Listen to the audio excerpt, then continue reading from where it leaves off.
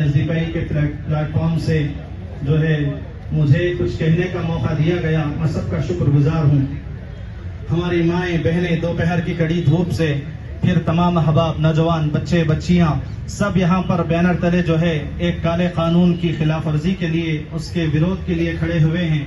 उसकी तफसीलात में जाने का वक्त नहीं है, बस आवाज यही है सबसे कि ये प्रोटेस्ट, फिर इसके बाद होने वाले एहतजाजात, हर एक में हम शामिल रहेंगे। उलमा बिरादरी हो, नौजवान बिरादरी हो, माएँ बहनें हो, बच्चे बच्चियाँ हो, तमाम बूढ़े बुजुर्ग हजरात हों, तमाम से शिरकत की दरख्वास्त भी है। आइंदा होने वाले प्रोटेस्ट हमारे जारी रहेंगे उस वक्त तक जब तक कि यह कानून वापस नहीं लिया जाएगा, और ये हमारा हक है। और कोई भी हिंदू भाई हो, सिख ईसाई भाई हो, हम सबको सलाम करते हैं। जब तक सलाम करते हैं उस वक्त तक कि वो हमारे दीन में इंटरफेयर न करे, वो हमारे अंदर दखल अंदाजी न करें। हम उनकी कितनी फेड हो गई मांगे तो कितनी हम देने तैयार हैं, उनके पैरों को भरने के लिए तैयार हैं, उनके हाथ पसारने पर उनके हाथों को भरने के लिए तैयार हैं, उनको खून की जरूरत पड़े तो खून देने के लिए तैयार हैं। लेकिन दीन इस्लाम के खिलाफ कोई कानून लाया जाए, कोई शरीयत के खिलाफ कानून लाया जाए, कुरान से हटकर कोई कानून लाया जाए, तो इसे हम बिल्कुल भी बर्दाश्त नहीं करेंगे, और ना बर्दाश्त अब तक हमने किया है। बाबरी मस्जिद, बाबरी मस्जिद, बाबरी मस्जिद, उस वक्त की गफलत आज ये दिन देखना पड़ रहा है। संविधान, बाबा साहब अम्बेडकर का जो संविधान है, बाबरी मस्जिद को बचाना चाहता था। सुप्रीम कोर्ट में बाबरी मस्जिद का मसला रहने के बावजूद कानून हाथ में किसने लिया? आरएसएस, बीएचपी, बजरंग दल ने लेकर बाबरी मस्जिद को शहीद कर दिया।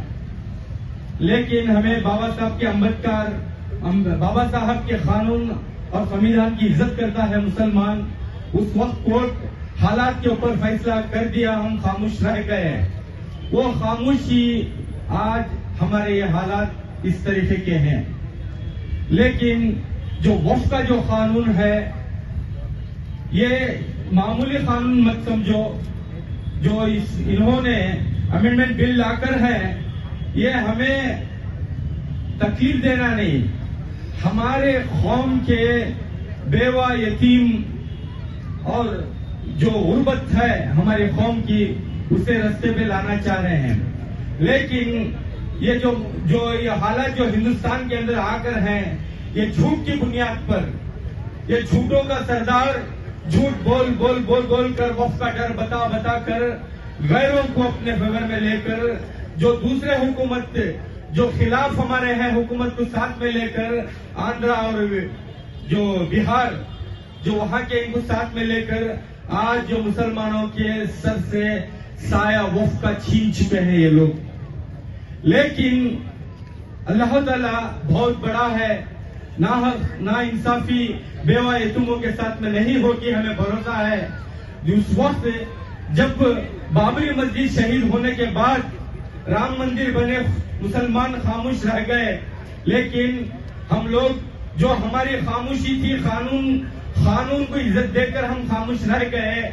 इस वक्त इस बिल को हमें फिर से कैंसिल करना बोले तो कानून का सपोर्ट लेना पड़ेगा, सुप्रीम कोर्ट का सपोर्ट लेना पड़ेगा।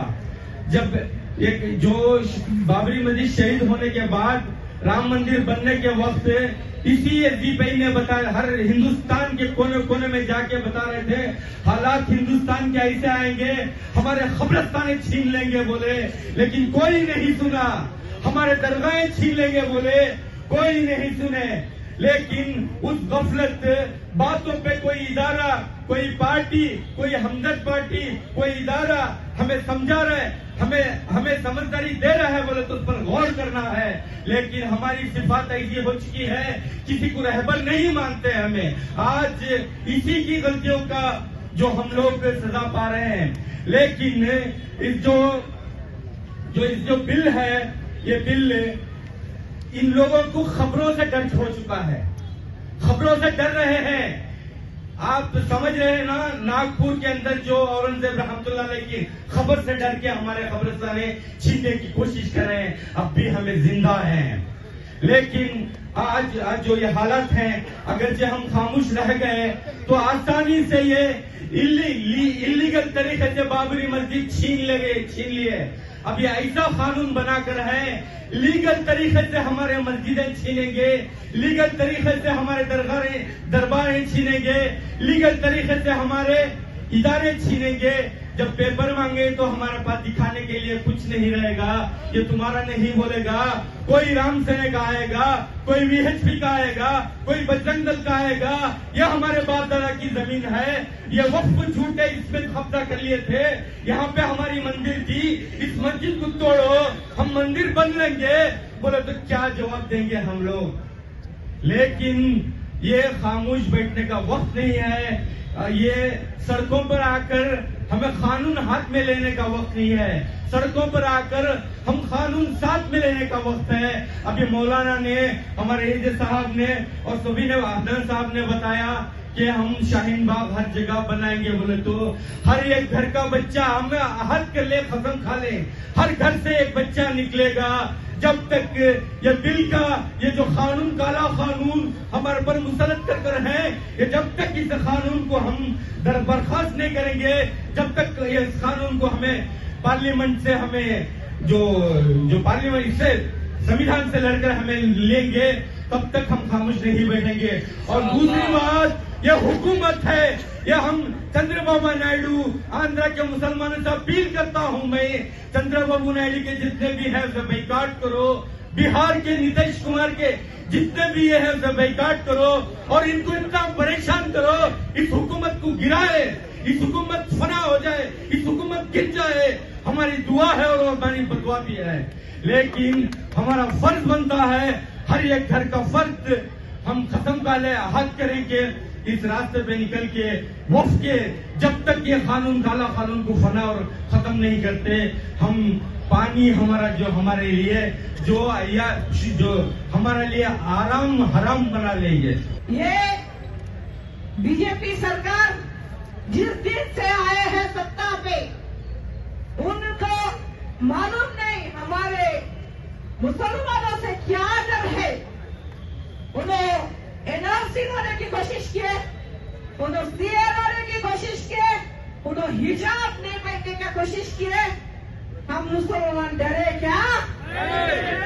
हम उस देश के मुसलमान हैं जहां हम पैदा इस हिंदुस्तान में हुए और इस हिंदुस्तान में दफन होने वाले मुसलमान हैं। मुसलमान कभी डरते नहीं अल्लाह के सिवा। मुसलमान हक के लड़ाई में हर वक्त आगे रहते। आप अमेंडमेंट बिल की जो पास कर रहे हैं, आप बोल रहे हैं मुसलमान, गरीब मुसलमानों के हक के लिए पास कर रहे हैं। अगर आपको मुसलमानों पर इतनी हमदर्दी है, इतने सालों में सांसद में आपके बीजेपी सरकार ने एक मुसलमानों पर टिकट क्यों नहीं दिया? नहीं दिया। आप मुसलमानों से मोहब्बत करते हैं, आप मुसलमान से मोहब्बत करने वाले होते तो आप अमेंडमेंट बिल नहीं लाते थे।